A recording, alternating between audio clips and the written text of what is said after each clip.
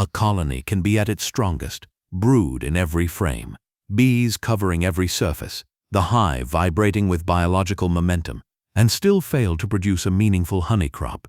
Not because the bees are sick, not because the forage is poor, but because of what happens inside the hive in the 6 weeks before the nectar flow even begins. This is the tension that defines spring beekeeping, and it is the tension that most modern management calendars never fully address. Have you experienced this in your own hives? A strong colony in April that seemed to simply evaporate before summer?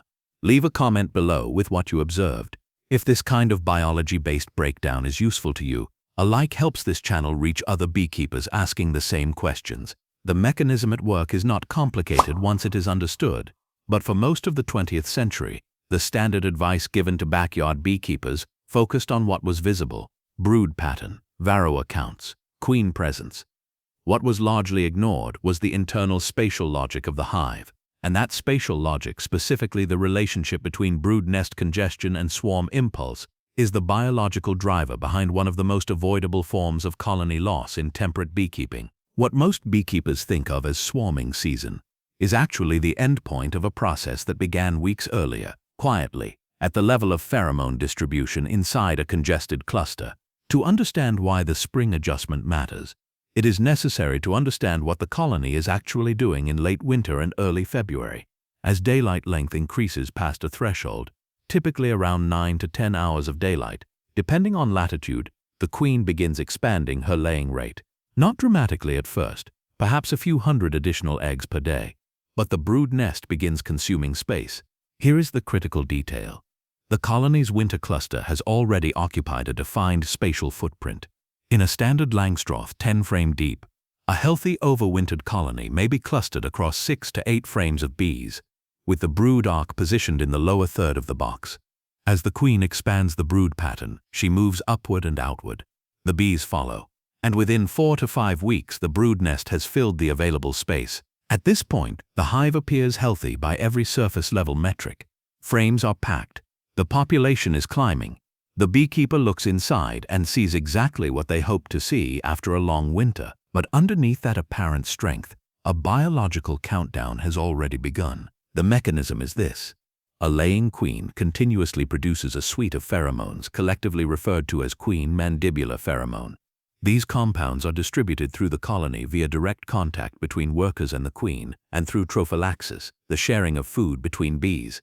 In a well-spaced colony with open movement pathways, these pheromones circulate efficiently and suppress the swarm impulse in the worker population. In a congested colony, that circulation breaks down. When brood frames are fully occupied, when honey arcing above the brood nest begins sealing off movement corridors, when the population density makes efficient pheromone transfer difficult, the workers begin registering a chemical deficit, not an absence of the queen, not a failure of reproduction, simply an insufficient level of her compounds reaching the outer edges of a very crowded hive.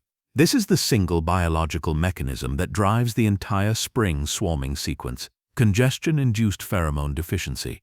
And once the colony registers this deficit, the response is hardwired. Scout bees begin inspecting the lower edges of brood frames for suitable queen cell cup locations. The timeline compresses. Within 10 to 14 days of the first committed queen cell construction, roughly half the adult bee population, including the laying queen, will leave. They will leave before the nectar flow. They will take with them, not just numbers, but the majority of the colony's foraging age bees. The bees that remain will spend the next 30 to 40 days raising a new queen, waiting for her to mate, and waiting for her to begin laying. By the time that colony is truly functional again, the main nectar flow may already be in its final weeks. More bees, less honey. That is the outcome of a spring that was managed by appearance rather than by spatial biology. If you value biology-based beekeeping, consider subscribing. The historical record on this problem is more detailed than most contemporary beekeepers realize. American apiculture literature from the 1880s through the 1930s engaged with swarm prevention, not as a product category, but as a spatial management problem.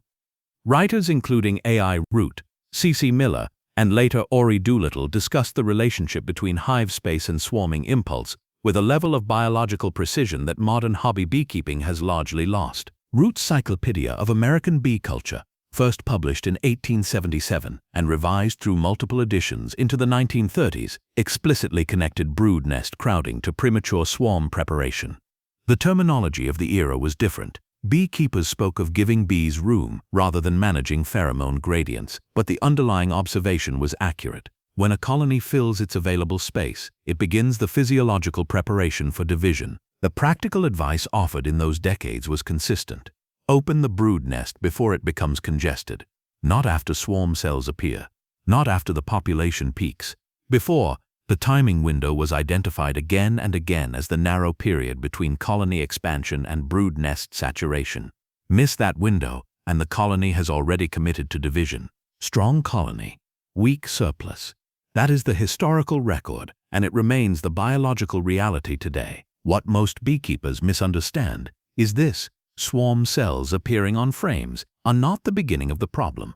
They are the conclusion of a process that began 2 to 4 weeks earlier at the level of pheromone circulation. By the time cells are visible, the colony has already voted. Management at that stage is reactive, not preventive. It may reduce the immediate swarm risk, but it does not restore the colony's foraging trajectory for the season. The spring adjustment being described here is not an emergency intervention. It is a preemptive structural change to hive configuration, timed to the biological state of the colony rather than to the calendar. The method itself is straightforward in principle, though the timing requires accurate reading of colony state. The goal is to expand the brood nest before the queen runs out of open comb and before the population density reaches the threshold that disrupts pheromone distribution. In practice, this means inspecting colonies in late winter or very early spring. In temperate North American climates, this typically falls between the 1st and 3rd weeks of March, depending on latitude and winter severity. The inspection is not a full teardown. It is a targeted assessment of 3 specific conditions. First, how many frames does the brood nest currently occupy? A colony covering fewer than 5 frames of brood in a single deep is still in early expansion and is not yet at risk. A colony already covering 7 or 8 frames of brood in a single 10-frame deep is approaching the critical threshold. Second, is the honey arc above the brood nest beginning to seal off the upper movement corridors? This is a commonly overlooked detail. When cured honey occupies the upper corners of brood frames and the adjacent frames on both sides, worker movement between boxes or between brood nest and storage area becomes restricted.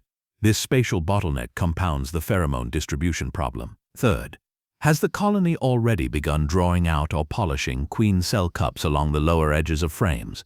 Polished cups are not capped cells, but they indicate that the colony has already begun the biological assessment that precedes swarm preparation. If the inspection reveals a colony on 7 or more brood frames with a closing honey arc and no emergency indicators, the adjustment is this: open the brood nest by inserting 1 or 2 frames of drawn empty comb directly adjacent to the existing brood cluster between active brood frames and the honey arc. The specific placement matters. Frames inserted too far to the outside of the brood nest will not be used quickly and will not relieve congestion at the center. Frames inserted directly beside the most active brood, within 2 to 3 frames of center, give the queen immediate access to open laying space and restore the movement corridors that allow pheromone distribution to function. If drawn comb is not available, a common limitation for newer beekeeping operations, the alternative is to add a second deep box above the first before the brood nest has fully saturated. This is not ideal. Bees in early spring are reluctant to move upward through an empty space, particularly if overnight temperatures are still dropping below 40 degrees Fahrenheit. The standard guidance from the historical literature suggests waiting until the cluster occupies at least 8 of 10 frames before adding a second box, but adding that box while at least a few frames of open comb remain in the lower deep. This preserves expansion space without asking the cluster to make a cold crossing into empty territory. The temperature threshold for adding a second box with reasonable confidence of acceptance varies by colony strength, but the general range in historical practice was consistent. Daytime highs reliably above 50 degrees Fahrenheit, overnight lows not dropping below 38, and the cluster already touching the upper bars of the existing deep. Here is the timing risk that collapses this entire strategy if missed. The window between early brood nest expansion and queen cell commitment in a typical spring colony in the eastern and midwestern United States is approximately 3 to 4 weeks. In warmer climates or during unusually warm springs, it can compress to 2 weeks. That is not a wide margin, A beekeeper who inspects every 2 weeks and finds a colony at 7 frames of brood on one visit may return to find capped queen cells on the next. The adjustment that would have stabilized that colony is no longer available as a preventive tool. This is why the historical practitioners with consistently low swarm rates inspected frequently during the expansion window, not to intervene constantly, but to know precisely where each colony stood in the biological sequence. Weekly inspections from the first break in cold weather through the first week of the nectar flow were standard practice in serious commercial and exhibition apiaries of the early 20th century. The colony cannot be read accurately from the outside during this period. Population size visible at the entrance is not a reliable indicator of internal congestion. A colony that looks manageable from the landing board may already have a fully saturated brood nest and a closing honey arc. Only the open inspection tells the full story. A second common mistake in spring management is treating all colonies identically. Within a single apiary, different colonies will reach the critical congestion threshold at different rates, depending on their overwintered population size, their queen spring laying rate, and their specific microclimate position. A colony against the south-facing edge of the apiary row, with greater solar exposure, may be 3 to 4 weeks ahead of a colony on the shaded north end. Managing by a single calendar date for the entire apiary guarantees that some colonies will be adjusted too early when there is nothing to correct, and others will be adjusted too late. The adjustment must follow the colony's biological state, not the beekeeper's schedule. For apiaries with established comb reserves, the optimal implementation looks like this. Beginning in early March, inspect each colony independently and record frame count of brood, honey arc status, and any cup activity. For colonies under 6 brood frames, note and monitor. For colonies at 6 to 7 frames and expanding, plan to inspect again within 7 days. For colonies at 7 or more frames with a visible honey arc beginning to close, perform the brood nest opening on that visit. Insert 1 frame of empty drawn comb to the left or right of center brood, displacing 1 outer honey frame to the edge or to a nucleus colony, if one is being built. If the colony shows any queen cells at this stage, cups only, not extended cells, proceed with the adjustment and reassess in 5 to 7 days. If any cells are extended beyond the cup stage, the colony has passed the preventive window, and the management approach shifts from prevention to controlled splitting, which is a separate conversation. The outcome of consistent, timely brood nest management in spring is not dramatic in any single season. It does not produce a miracle surplus. What it produces is stability. Colonies that are opened correctly before congestion peaks will move through the nectar flow with a forager population that has not been halved by a swarm event. They will store honey during the flow rather than spending the flow in recovery. Year over year, in apiaries where this is practiced consistently, the pattern is the same: fewer swarms, more stable surplus, less emergency intervention during peak season. The historical commercial apiaries that documented their management records most carefully, particularly in the published accounts of Midwestern honey producers during the 1900s through 1920s, showed a consistent pattern. Colonies that were given room before they needed it outperformed colonies managed reactively through every metric that mattered: surplus weight, overwintering population, and second-year production. The bees have not changed. The biology has not changed. What changes is whether the beekeeper is working with the biological sequence or discovering it after the fact. Spring is not a season of action. It is a season of timing. The colony is already running its program.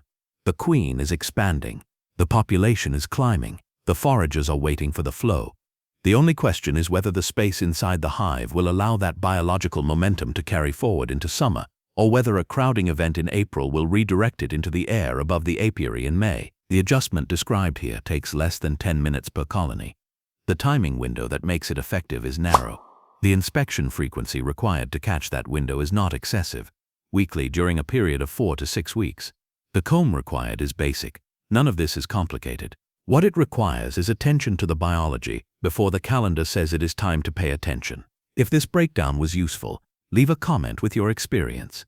Subscribe for more historically grounded beekeeping insights.